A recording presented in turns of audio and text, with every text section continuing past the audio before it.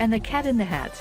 Tickets support educational programming on WGBY and are available at wgby.org/fanday. People's Bank is very focused on innovation and technology. We're always trying to find a better way to serve our customers, support our community, and protect our environment. WGBY shares these same values. They're more than just a local media outlet. They also provide community outreach programming that's very beneficial to children, parents, and teachers. Align your business with the shared values of public television. Contact me, Joel Morse, at jmorse@wgby.org for underwriting and sponsorship opportunities. On Native America, the Western Hemisphere is the birthplace of some of the greatest civilizations on Earth. These ancient people were observers of everything. The first native peoples were connected to Earth, sky, and water. They realized there's a different way of looking at the world. Learn more about Native America beginning October 23rd. Enjoy some of Broadway's best music. With this beloved Rodgers and Hammerstein classic, starring Cara Toynton and Julian Ovenden, don't miss The Sound of Music on Great Performances. An all-new production of The Sound of Music, November 9th on WGBY. I loved Ken Burns' series on the Civil War. It was deeply impacting. I love history. To have those stories told through these letters, through stories of love and loss, it rewrote the book on how to tell a story. When television was invented, there were a lot of people who had dreams about what it could do. I think PBS still aspires for and often succeeds at reaching the highest ideals of what television could be. My name is Janetta Candelario. You're watching WGBY Springfield. We stand for connecting every person, for a global community. Facebook systematically went from interconnecting people to essentially having a surveillance system of their whole lives. Facebook has come under fire for its role during the... everybody was pretty upset that we hadn't caught it during the election, and it was a very intense time. Zuckerberg will testify. I still have questions. If we're going to make sure that in 2018 and 2020 this doesn't happen again. Frontline investigates the Facebook dilemma October 29th on WGBY.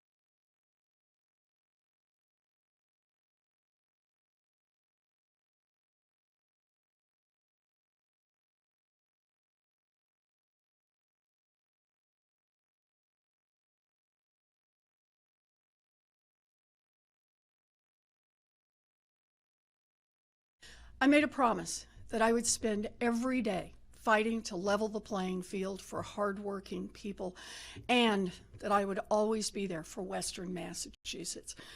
I've held that up, and I hope we get to talk about that some tonight. My opponent here sees the world very differently. He didn't just vote for Donald Trump. He became Donald Trump's campaign chair, and that means that he has defended Donald Trump's ugly rants and that he has embraced his dangerous policies.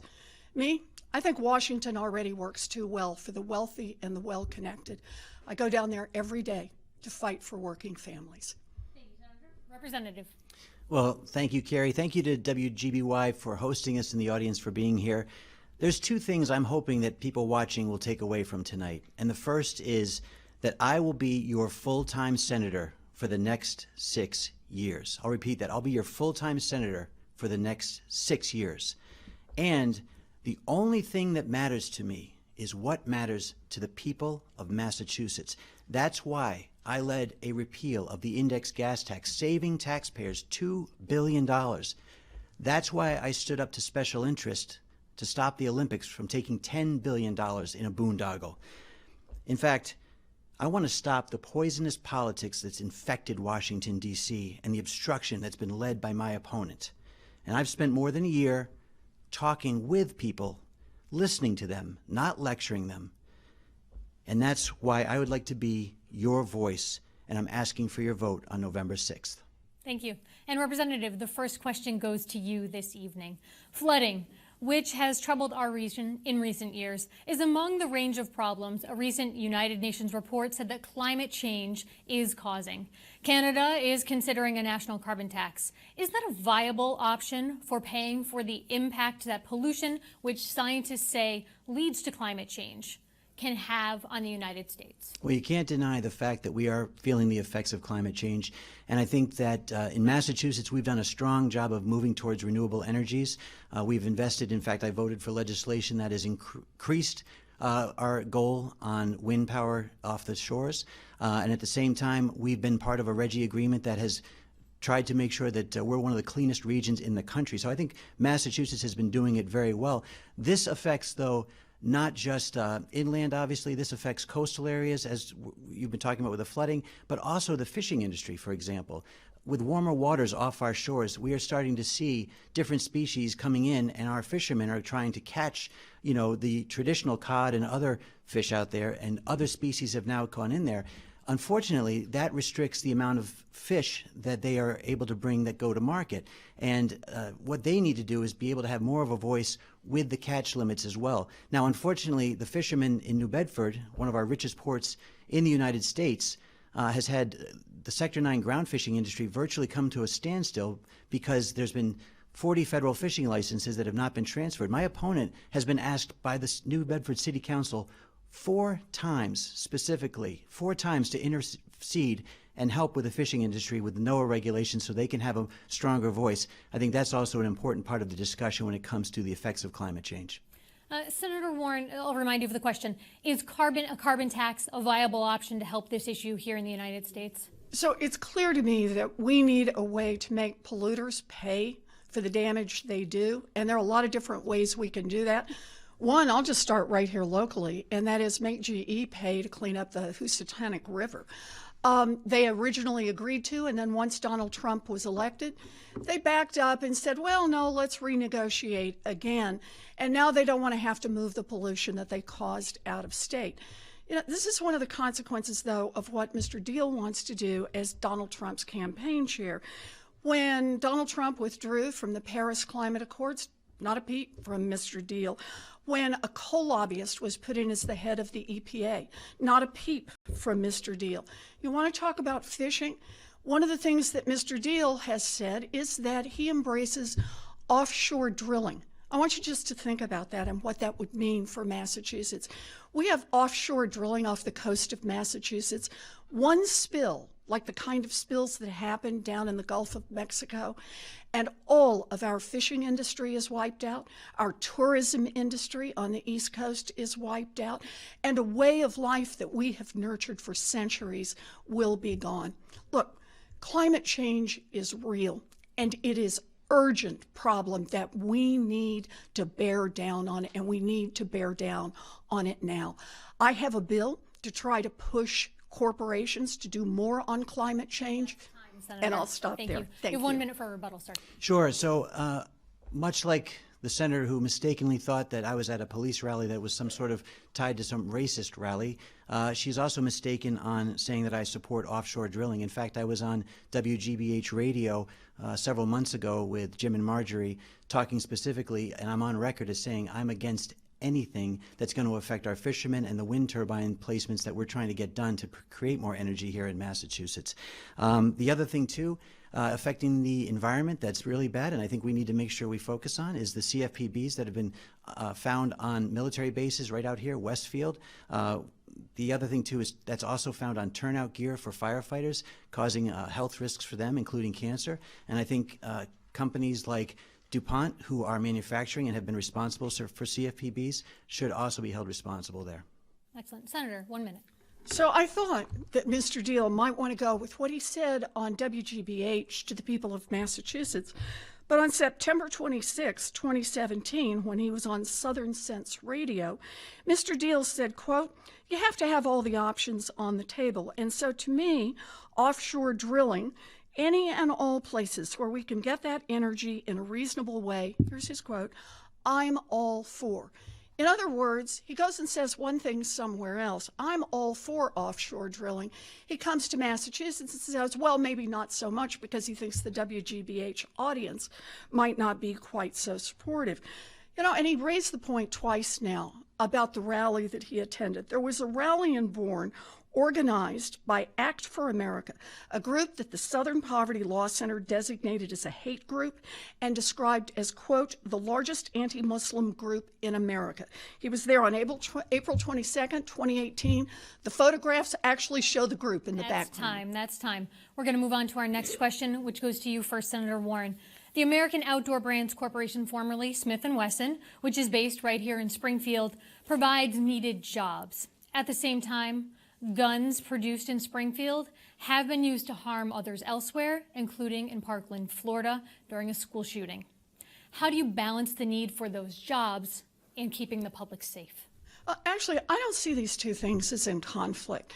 I think that what we're asking for across America, what our young people are asking for right here in Massachusetts, is some more gun safety, so that we have, for example, better background checks, so that people who are on the no-fly list because they're terrorism suspects can't buy guns, so that we close up the loopholes so people can't go down to Virginia and buy guns with no checks at all and bring them back to Massachusetts. So we can look into the research on things like smart guns. You know, this is really a fundamental question about who government works for.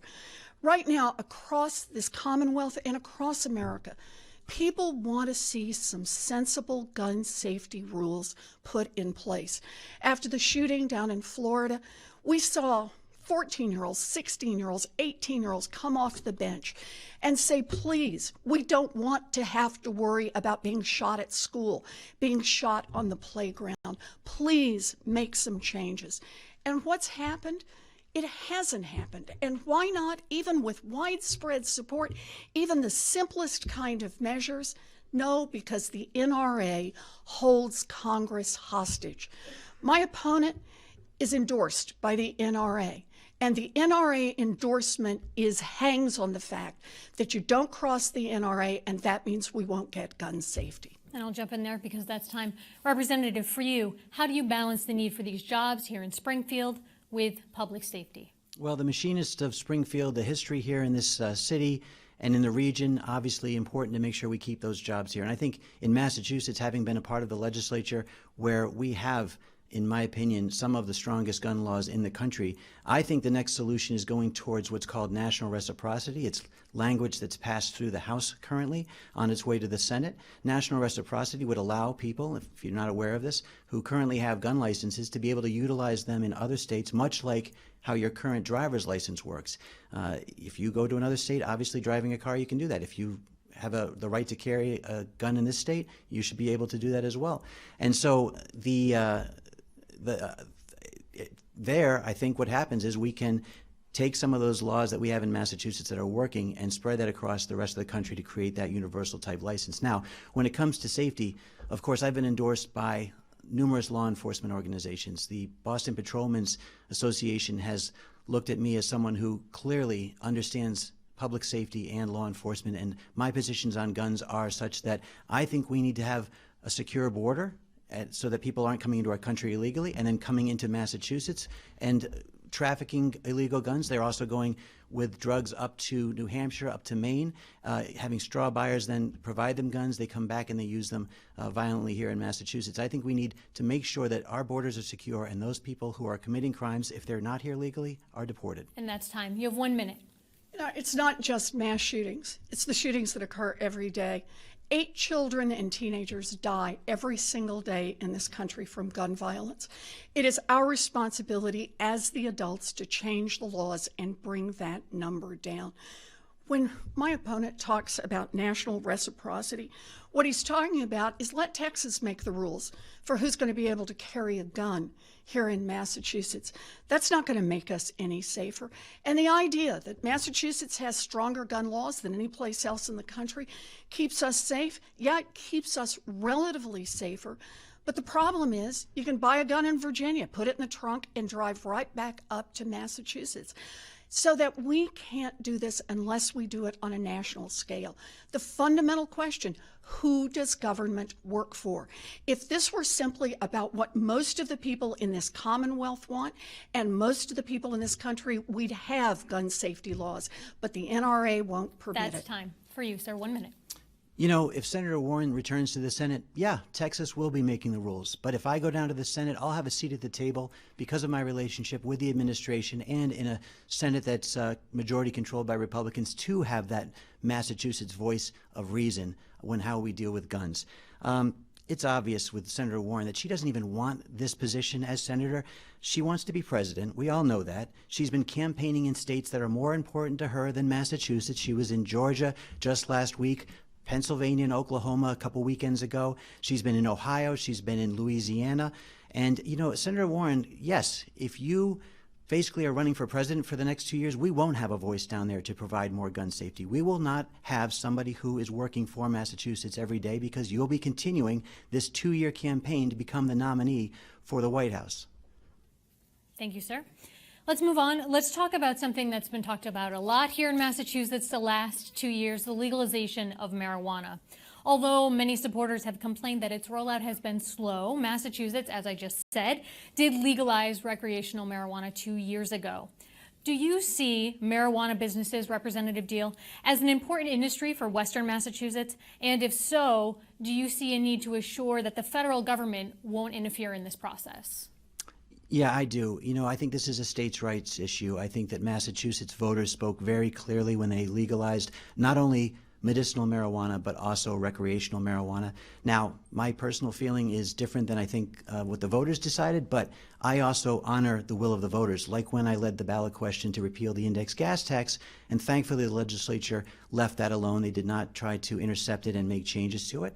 The will of the voters was honored. The same thing with the marijuana law. I think it can provide revenue, of course, for the state, and I think it can provide jobs, obviously, in our state as well. But at the same time, I want to make sure that we don't go about it in a way that's reckless, and I think the legislature has attempted to look at Colorado as a model. The only thing I would say is I think was wrong was when the legislature intercepted the law and made changes to it. They increased the tax on marijuana well above what the ballot question had said it was supposed to be.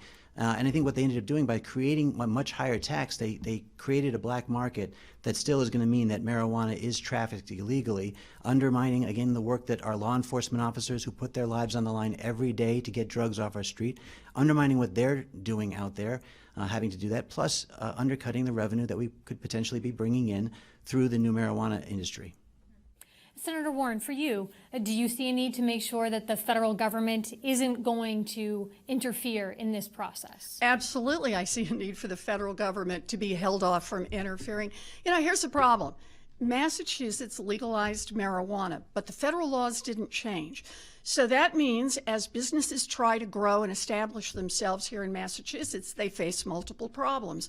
The first one is they can't get their money into the banking system because banks are concerned that the money under federal law comes from illegal sources. They have a problem with taxes because all of their gains are treated as no business expenses because it's treated as unlawful. And of course, there's always the risk that someone could be arrested for possession. So I got together with a Republican from Colorado, the guy who right now is trying to help Republicans take over the Senate. We've worked on a bipartisan basis on a bill that we have written together that says once the state acts, the federal government should back off. It's a good bill. It's got both Democrats and Republicans to support it. Why isn't it law? Because right now the Republican majority with Mitch McConnell won't bring it to a vote. So if we actually want to see this solved, we need a Democratic majority in the Senate. Let's get a vote on this. But you know, this is just one of more than a dozen pieces of legislation that I've worked on since Donald Trump has been elected. Only the good news is on all the others, I've actually managed to get them through and get them signed into law. And I hope we have time to talk about those I have to tonight. leave it there. Thank you. You have 1 minute for a response. Well, look, again, I totally agree that the federal government needs to make sure that the marijuana industry is allowed to grow, not just in our state, but in other states that choose to do this. I think that the banking industry clearly needs to be given a freer hand so that the marijuana cash is able to be processed, and I think that's something that's been held up for too long. And I think the other thing, too, is that here in Massachusetts, we need to still take a cautious approach because I think law enforcement has really not been able to weigh in on how they're going to deal with things like operating under the influence. I mean, we're still trying to figure this out. So it's still a path that we're trying to figure out as this business sort of was put on us by the ballot question. Now, from the federal end of things, I certainly think that, again, this goes to show why you need a Republican down there with a Republican-controlled Senate, which I fully estimate this will continue to be after the midterm elections, because taking Massachusetts' successes and that perspective down to Washington and being able to convince fellow Republicans across the state and across the country. Thank you very much. 1 minute. So I've got a good bipartisan bill, but I need some allies. I need some allies down in Washington. And I need them not just on a marijuana law, we need them in all sorts of things. I stood on the floor of the United States Senate when I watched as health care hung by a single vote. And now Mr. Diehl wants to go to Washington and be that single vote to repeal health care for tens of millions of Americans. Yeah, I'm trying to help people around the country in other states because I want some allies down in Washington. The best way I can protect health care right here in Massachusetts is to have more people in Washington who care about health care. By the way, that repeal of health care that Mr. Diehl has embraced, Donald Trump has embraced, the Republicans have embraced, would cost Massachusetts more than $2 billion every single year and repeal the protections for people with pre-existing conditions. This really matters. Senator Warren, thank you. And the next question does start with you. We'll talk about Social Security, please. So there are 15 years until Social Security is expected to pay 80 cents on the dollar. Do you see a way to fix the system to avoid those benefits being reduced? So I appreciate the question, but I actually think the frame a little bit with respect is in the wrong place. The Republicans just gave away $1.5 trillion to giant corporations and billionaires through a tax scam. And now the debt has ballooned. And what have the Republicans said is the appropriate response? Now it's time to put Social Security and Medicare on the chopping block. That's the Republican plan. Not wait, not strengthen it, put it on the chopping block. So let me just stop right here and say I will never vote to cut Social Security. I will never vote to cut Medicare. These are basic programs that people have paid for, that they are entitled to. The idea that the Republicans are running a scam saying we're going to give billions of dollars away to giant corporations that now have record tax and record profits, and then turn around and take it out on the backs of people who collect Social Security and rely on Medicare. We don't need to cut Social Security and Medicare. We need to expand it. I have already introduced legislation. I introduced it years ago to say as we need to move forward on making Social Security stronger financially, but make sure it's there for every one of our seniors. After a lifetime of hard work, you should be entitled to retire with dignity. Thank you very much. Sir, do you see a way to fix the system so that benefits to Social Security won't be reduced? It's happening right now. In fact, my opponent has vowed to repeal the very mechanism that is refilling Social Security and Medicare. The tax reform of 2017, which she voted against, which she has vowed to repeal, has now created new jobs, has created increased wages that create the payroll taxes that go in to refill. Now, we as a country are starting to see in just a year the effects of this tax reform bill giving us 4.1 GDP, record unemployment, 50 years since we've had unemployment at the level it's at now. Massachusetts is actually beating the national number on unemployment. Massachusetts is benefiting greatly. 80% of Massachusetts residents received a tax cut because of this tax reform bill, but Senator Warren joined Nancy Pelosi in calling it crumbs, saying that the people were not getting what they were due, which is finally a break from federal government. So we're seeing people now having more jobs, having higher wages, and in Massachusetts, our state revenue has exceeded $1.2 billion in unanticipated tax revenue because of all the investment companies are putting into it. And by the way, I want to add, my wife and I own a small business. We invested our life savings to start it. We've had it for 16, almost 17 years now. And you know what? It's time for government to finally help us from the largest corporate rate in the world to allowing us to finally reinvest in our businesses. 90% of businesses in our country are 20 employees or lower. They're benefiting right now. We have to leave it there, sir. Thank you. In your rebuttal, Senator Warren, some people have suggested raising the retirement age to 72 as a solution to this. What do you think? I think that's the wrong approach. I think the right approach is that we put the money into Social Security that it takes to meet our obligations. But let's be clear, what the Republicans want to do is just run a scam on the American people. And the scam starts by cutting revenues to the federal government. You know, the idea that somehow the federal government's getting richer, check the facts on this.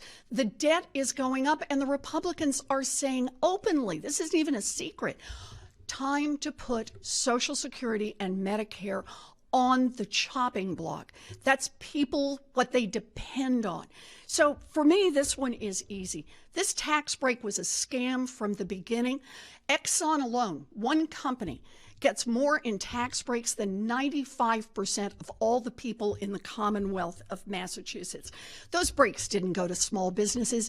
They went to giant businesses because that's who the Republicans want government to work for. Representative, in your rebuttal, the same question, raising the retirement age to 72. Is that something you would be in favor of? No, it's not something we should do. In fact, government is taking in record revenue. They've never taken in more tax revenue than before. However, what's needed is sending someone to Washington that's going to also do this tougher part of cutting spending. Now, on Beacon Hill, I took on special interest to repeal the index gas tax when I knew that we were wasting billions of dollars of taxpayer money. It wasn't going where it was supposed to. 50% of the gas tax at the time was going to the MBTA, which had $6 billion of deferred maintenance. Their pension fund was upside down. They were asking us to backfill it over and over again. One year we found out, a year later, that $25 million had been stolen by a fund manager that worked for the MBTA pension fund, then went to work for another company to take that money. So look, government has the revenue in. You just have the fiscal discipline to try to make sure it's spent where it's supposed to go.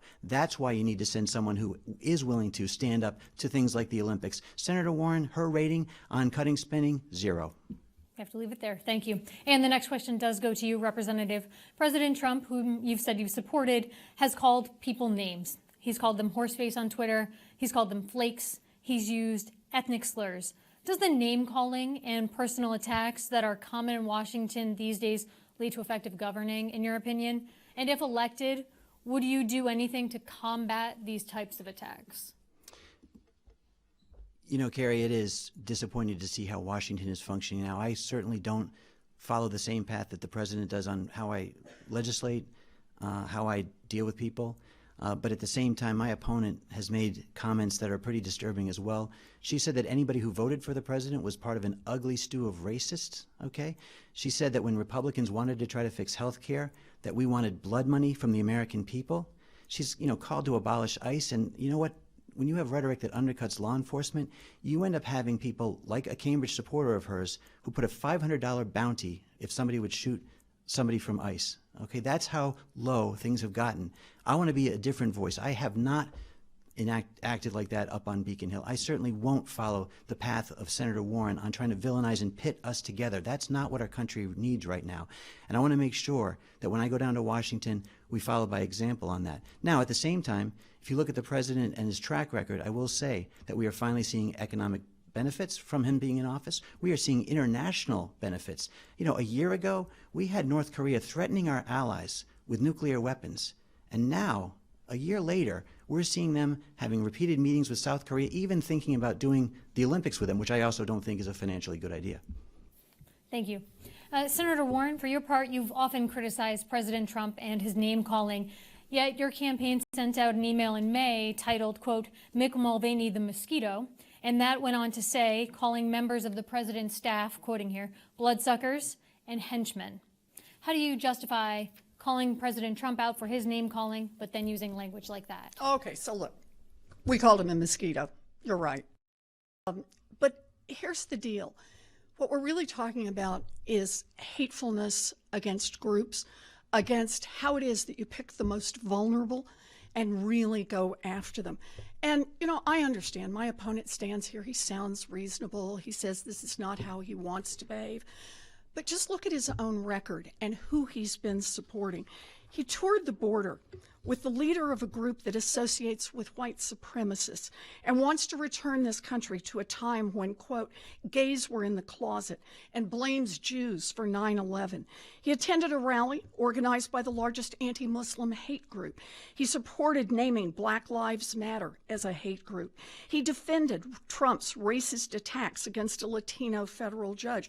Look, he stayed on as Trump's campaign chairman even after the Access Hollywood tapes came out. He got the endorsement of Vice President Pence, who spearheaded legislation to permit discrimination against LGBTQ people. You know, that's ultimately what this is about. This is about ugly slurs. And who's going to support that kind of ugliness that turns Americans against Americans, that turns people against people, that says if there's a problem in your life, it's their fault? That's what Donald Trump and his campaign chair, Mr. Diehl, both support. We should leave it there. Representative, 1 minute. Now, Senator Warren was just at a rally against Justice Kavanaugh with Linda Sarsour, one of the most noted anti-Semitic voices in the United States right now. That's who she likes to hang out with. And just so you know, Senator Warren herself is one of the main reasons that we have this lack of dialogue, this poisonous political environment down there. Talk about pitting people against them. There are law enforcement officers in this room that you called racist from front to back. You said that the criminal justice system is racist from front to back. Now, I want to know who's exempt from that, because you've tried to back away from that statement. Whether it's lawmakers who make the laws, whether it's the judges, the prosecutors, whether it's the law enforcement officers, whether it's the corrections officers that are sitting right here, which one of them is racist or which one isn't? But when you said from front to back, you said they're all racist. And what that does is it creates division and anger in our country, in our state, and undermines law enforcement, puts their lives at risk. We've had 4 officers killed, 2 shot and 2 killed. We have to leave it there, sir. Thank you. 1 minute. So I didn't call anyone a name like that, and you know that. Here's the deal, though. We've got heroes who work in law enforcement, who work in the judiciary, who work in every part of the criminal justice system, and I work hard to support them. But we also have a serious problem in the criminal justice system. Let's just look at the data. For the exact same crimes, study after study shows that African Americans are more likely than whites to be arrested, to be prosecuted, to be found wrongfully convicted, and to receive harsher sentences. We have a problem in the system. And frankly, that problem starts right down in Congress with the things that we make unlawful. And it goes all the way through the system to how we treat people after they've served time and they're trying to come back into their communities and be part of them. We need to have a grown-up conversation, a real conversation about this. Thank you. Our next question will focus on Hurricane Maria. Destruction from Hurricane Maria saw people flee the island and relocate to Western Massachusetts, and there are still families here in the region without permanent housing. Senator, should elected representatives be doing more to help Puerto Rican natives? Absolutely. Our representatives should be doing much more to help Puerto Rico. But I actually want to start this earlier in time, because I have been working with people in Puerto Rico long before Maria hit. Puerto Rico has a terrible debt problem where Wall Street vulture investors have been picking the bones clean of their economy and keeping it from moving forward. And then when Maria hit, and Donald Trump gave such a pathetic response, basically turned his back on American citizens. And again, I never heard any complaint from his campaign chair, Mr. Diehl. We hurt our fellow citizens. Many had to flee the island. Some came right here to Massachusetts. Now, I have pushed from the very beginning to get housing, to get assistance that we need for people who've been displaced, as well as help for people on the island in rebuilding their infrastructure.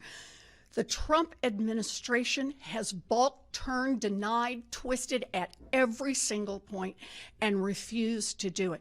I've been to Puerto Rico in person since Maria hit. I took a delegation. Congressman Neal was with us. We were there to visit. We were there to try to learn firsthand what was happening.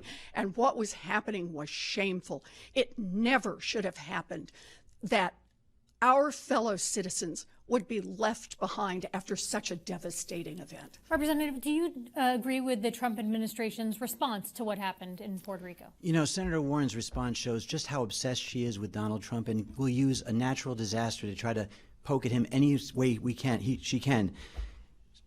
Senator Warren, Donald Trump's not here in Massachusetts, and when you're campaigning around the country all the time, neither are you. But I'm here in Massachusetts.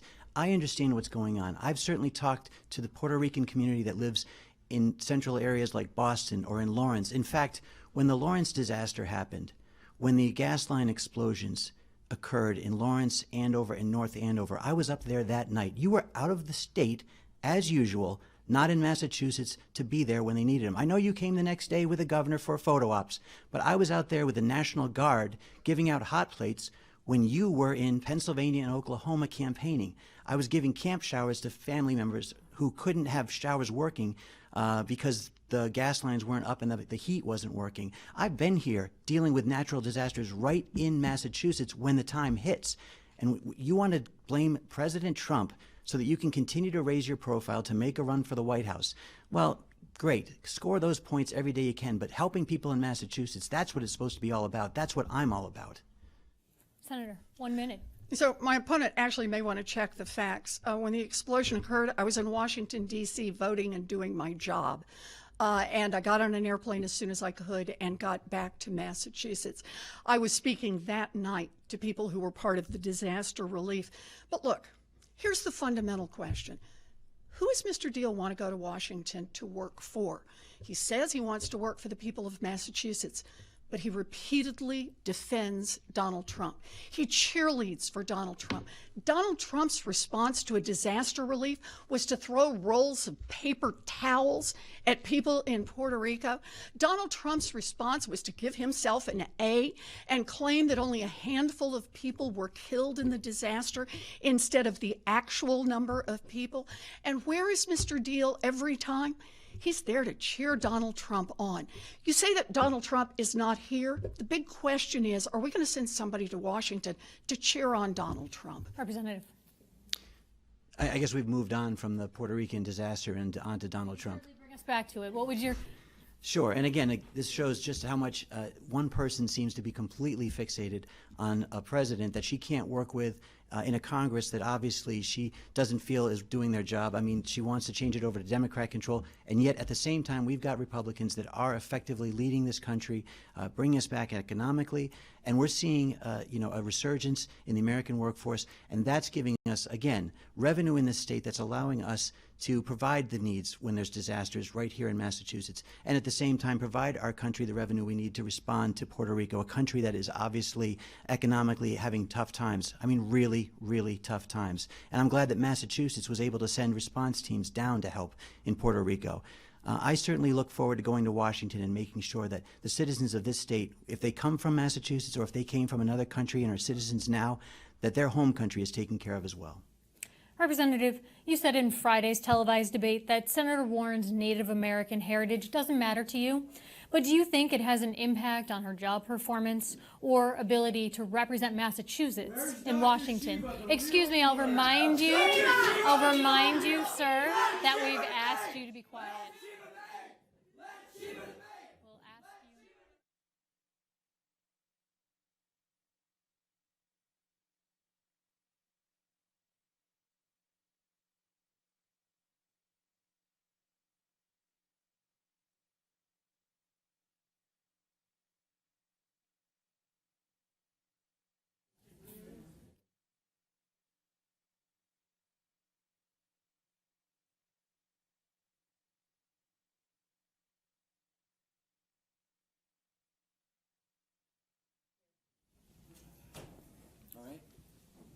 Sorry for that interruption. Thank you so much.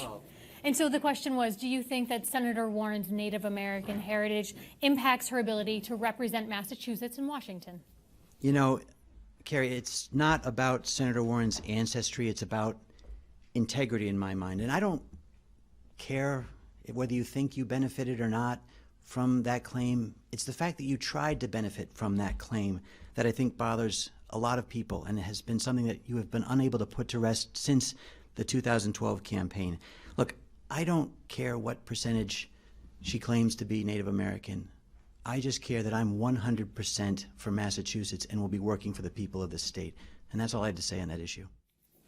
Senator, when we spoke in March for an interview, and I asked you about whether or not you would take a DNA test, you told me that you believed that the issue of your Native American heritage had been settled. Why did you change your mind and recently release the results of a DNA test? You know, one of the things I see now is that confidence in government is at an all-time low. And I believe one way that we try to rebuild confidence is through transparency. So I've really made an effort over the past several months. I've put 10 years of my tax returns online. Anybody can see them. I have put things about my family history online. You to not interrupt the candidate. I have put my employment record online, and yeah, ultimately I took a DNA test because I am an open book, and it's all out there. It's on the internet. Anybody can take a look. Because at the end of the day, this isn't about me. This is about what's happening to working families all across this Commonwealth.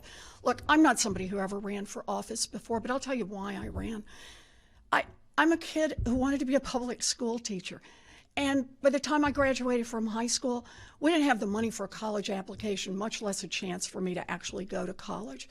A lot of twists and turns in my story, but my big chance was a commuter college that cost $50 a semester, and it opened 1 million doors for me. I am the daughter of someone who ended up as a janitor, and I got to be a professor and a United States Senator. Those opportunities are disappearing for other kids. I'm in this fight for them. Representative, I'll give you a chance for an extra minute if you'd like it. I know you said that you were finished with that issue. Well, look, she's obviously talked about her background. I think people should know that I didn't get into politics until I was 40 years old. I felt it was a calling. It was not a career. My wife and I own a small business. I was on the finance committee in my town, but I felt like the system on Beacon Hill wasn't working for the people of my district that I ultimately was elected to represent. Now, I've actually cut taxes since I've been in office because that was one of the things I felt was important to give people a chance to get ahead. Now, my opponent has proposed things that will massively increase people's taxes. And by the way, there's only one millionaire with a mansion in this room right now, up here, and that is Senator Warren, who, by the way, falsified her tax returns, calling them entry errors when she took a $50,000 deduction for clothing. $50,000. I don't even have that type of clothing in my house with a wife and 2 daughters.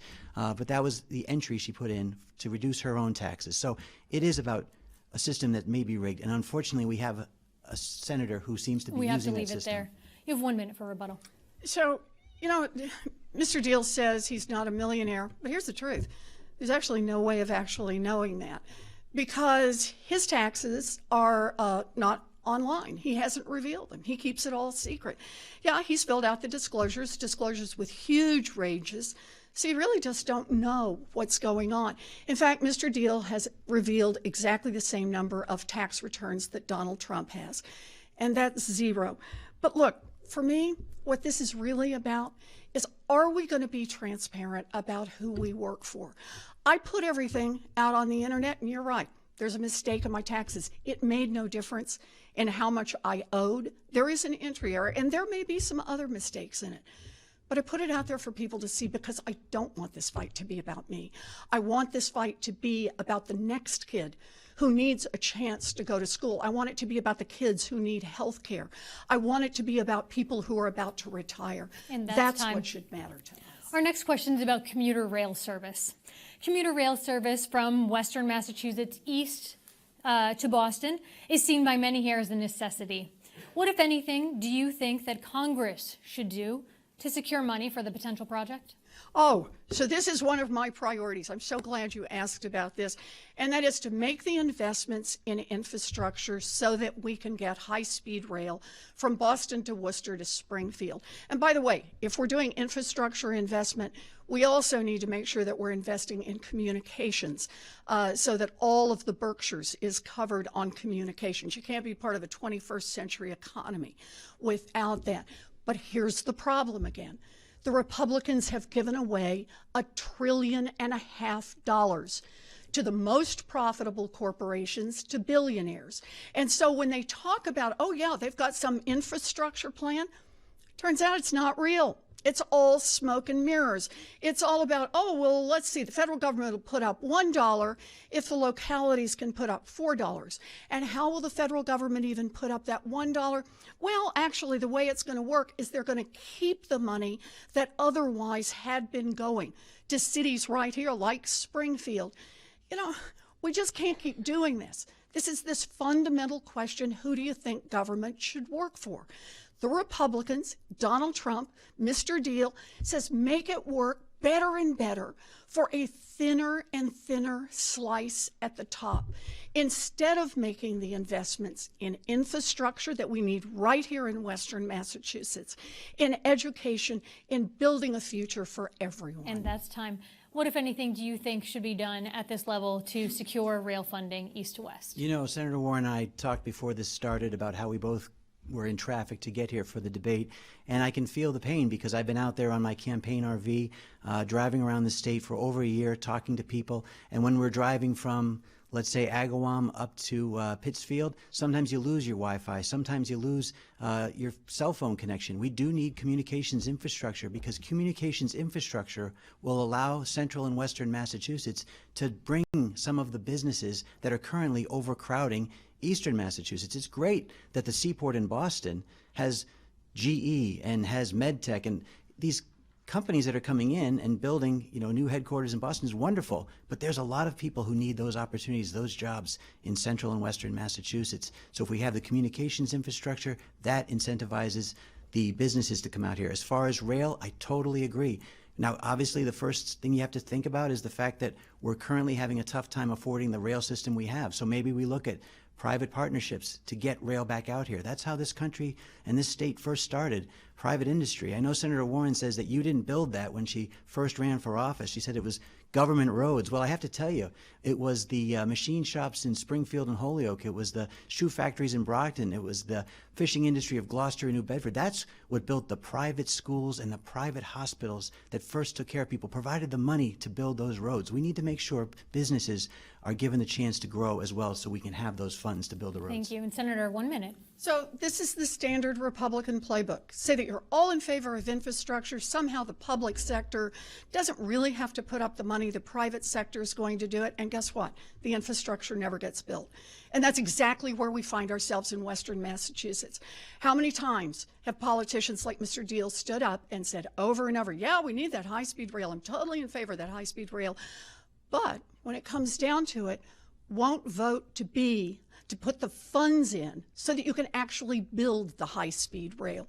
Look, we ought to be putting real money in at the federal government level, and we could do that, except for the fact that the Republicans, Mr. Diehl, Donald Trump, have given away $1.5 trillion to billionaires and giant corporations. It's the ultimate question of who government works for. It shouldn't be working just for the rich and the powerful. Infrastructure is how we build a future for all of us. Representative, 1 minute. Sure. Well, look, I know about infrastructure. When we did the gas tax ballot question in 2014, we knew exactly where a lot of money was going and where it should have been going and where too much money was going. In fact, in Massachusetts, we're number 2 to New Jersey for what we spend to maintain our roads. And so when we want to build rail, we need to have the money available and not waste it in other areas. Massachusetts spends $675,000 per mile per year to maintain our roads. Now, the national average is $145,000 per mile per year. All right, that's New Hampshire. They pay the national average. Their roads are in pretty good shape. Massachusetts could be spending their money more efficiently. That would leave us the money to put it where we need it. whether it's going to be improving the rail system that we have that had $6 billion of deferred maintenance over the last decade, or whether it's making sure that we can try new lines to get more service, to get more people to and from job locations that are going to help grow the economy and pay the taxes that build the rail. You have the right to answer the next question. Census data tells us that the Hispanic population in Western Massachusetts is growing. And according to the Pew Research Center, the number of Hispanics eligible to vote has steadily grown. Yet their voting in midterm elections has declined since 2006, according to Pew. Have you taken steps to reach out to minority voters while you've been campaigning? Well, sure. I mean, of course, when you're going out talking to people on a campaign trail, you attend parades, you go door to door, you go to different communities. Of course, I've been to Lawrence. I've talked to a lot of people there during their festivals. I've been to New Bedford, marching in their parades, talking to the residents there. People of all races. It's not, to me, campaigning about trying to reach just one segment. But I will say, you know, as far as the Hispanic community and not voting, that's not good to hear. And perhaps they're feeling the same thing a lot of people are feeling, disgust with the people that are currently elected, the disgust with Washington and the way it's functioning, maybe distrust with Beacon Hill and how they don't seem to be looking after the interests of the people. We have more and more ballot questions going on every year. Instead of legislators actually doing their job, we have to decide nursing levels. We have to decide marijuana laws. You know, casinos had to be put in the hands of the people. Why aren't lawmakers doing what they're supposed to be doing? So if any one segment of our state is not happy with politicians and politics, I get it. But hopefully, you know, in this case, people look at me regardless of their background and say, here's someone who has been fighting to make sure they have more money in their pocket, make sure the jobs are out there. And I certainly welcome anybody from the Hispanic community to support my campaign and make sure that I'm working for them down in Washington. Senator, has your campaign done things to reach out to minority voters as you've been on the trail? We don't just do this during campaign, of course we have, but I try to live this every single day. I live it with who's on my staff, and I live it with every activity that we take. We try to be a very inclusive office and try to get people involved everywhere. You know, though, I think that Mr. Diehl's going to have a problem in this campaigning if people realize that he defended Donald Trump's racist attacks on a Latino federal judge back when Donald Trump was running for office and Mr. Diehl was his campaign chair. And every time Donald Trump gets up and talks about the problems in Mexico and the problems he sees about Mexicans, he's saying to the Latino community here in the United States that he doesn't respect them. And Mr. Diehl does not speak up. He does not push back on that. But that's really the core part. He turns to the question about voting. Voting is really a problem right now in the United States. We now have one political party in the United States, the Republicans, whose plan to hold on to power is to keep American citizens from voting. Voter suppression by telling people it just doesn't matter. Everybody in Washington is the same. Voter suppression with voter ID laws. Voter suppression with gerrymandering. Voter suppression by saying they don't want to hear about the Russian interference. Mr. Diehl has spoken up on exactly zero of those problems. You have 1 minute. You know, I think Senator Warren wants to cherry pick looking at my record and overlooking things like the fact that I've tried to speed up immigration in Massachusetts. When I was on the Ways and Means Committee for 4 years on Beacon Hill, I heard the same testimony from the Department of Immigration and Refugees about the backlog of people trying to become citizens. And I want to make sure anybody from every country that's eligible can come in and become a citizen right here in Massachusetts, right here in our country. And what I heard from that Ways and Means testimony from the Department of Refugees and Immigrants was that with the eligible population of about 300,000 people in our state at the time, with the budget that they were given from the federal and state government, they were only able to process about 1,500 people a year. 1,500. So it's an artificial backlog that Congress is unwilling to tackle, unwilling to fix. I want to go to Washington and make sure that we speed up immigration so that people who want to be citizens, who want to be part of this thriving economy that's going so well, that Senator Warren obviously wants to take backwards, I want to make sure they become citizens. We need to leave it there. Thank you. You have 1 minute to respond. So I just want to talk about something I've actually been able to do for young Latinos and for young African Americans. And that is 4,500 people right here in Massachusetts who got cheated by for-profit colleges. I helped get all of their student loan debt erased. And that means that their lives will be a lot better. They're going to have a chance to go to school to build their lives without that student loan debt. I managed to get $700 million that will be available for student loan debt forgiveness for people who go into public service. That's teachers, that's firefighters, that's police officers, that's people in public service. And that debt burden disproportionately right now is borne by Latinos and by African Americans and by kids who are just trying to make something out of their lives. So for me, this isn't just about doing something in the abstract or doing something in election season. It's something I live every single day. We are short on time, but do we have time for one more quick question with 1-minute responses? According to the Pioneer Institute, it's easier for out-of-state students to get accepted to the University of Massachusetts than it is for Massachusetts residents. What, if anything, Senator Warren, should be done about that disparity? So look, I think this is about money and admitting students are going to pay higher tuition bills. This is the fundamental problem. We need to help young people who want to get an education, whether it's technical training, whether it's 2 years, whether it's 4 years, whether it's an advanced degree. It's like the investment in infrastructure. It helps build a future for all of us when people can get an education. I went to a commuter college that costs $50 a semester. There's nothing even close to that in Massachusetts right now. Why? Because the investments are not made in young people who need help to get an education. Instead, we've got $1.5 trillion student loan debt burden because in of time, America. I'm sorry, we have to leave it there. You'll get equal time, Representative.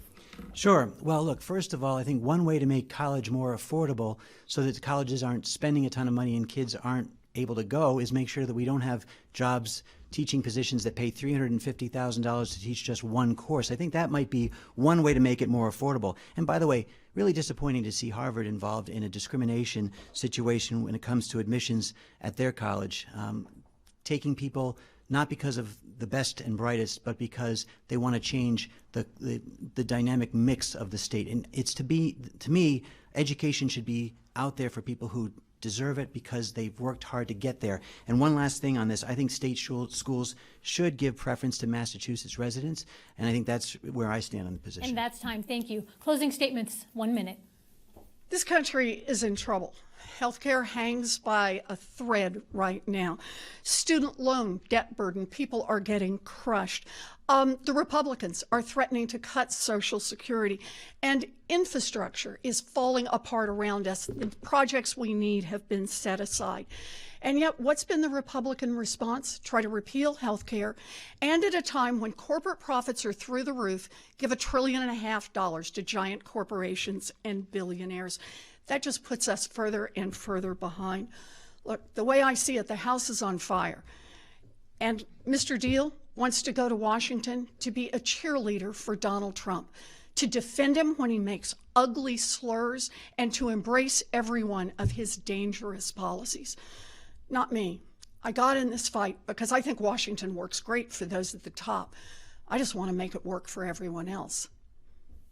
1 minute. Well, I think we've seen, again, that my opponent is fixated on Donald Trump. She's fixated on the White House and not your house. And that's what I want to do, work for the people of Massachusetts. I'll say it again. I want to be your full-time senator, something that she won't even commit to on national television here. She won't admit that she's actually running for president, that if she were to be reelected, she would redshirt the next 2 years, going around the country, trying to campaign when we need a voice down in Washington. The only thing that matters to me, the only thing is the needs of the people of Massachusetts. That's my track record for the last 8 years in the legislature, and that's going to be my track record for 6 years in Washington if I'm given the opportunity. I will make sure that government works more efficiently, more accountability, and make sure that we stop the poisonous politics that have infected that city and made such a difficult time for Republicans and Democrats to work together. This seat was once held by Ted Kennedy, who would work with Republican presidents and Republican governors to deliver. That's the record I want to have. And that's time. Thank you very much. And that is all the time we have for tonight.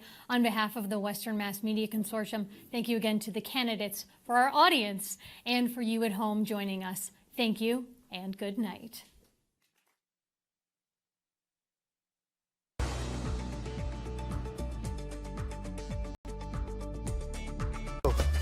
seen Larry? Not since I left him on his boat, which he can't sail, by the way. Hello, Albanians. I am not going to a horrible English boarding school. It's all Greek to me. The Durrells in Corfu on Masterpiece. An all-new episode of The Durrells in Corfu is coming up next. We stand for connecting every person, for a global community. Facebook systematically went from interconnecting people to essentially having a surveillance system of their whole lives. Facebook has come under fire for its role during the... Everybody was pretty upset that we hadn't caught it during the election, and it was a very intense time. Zuckerberg will tell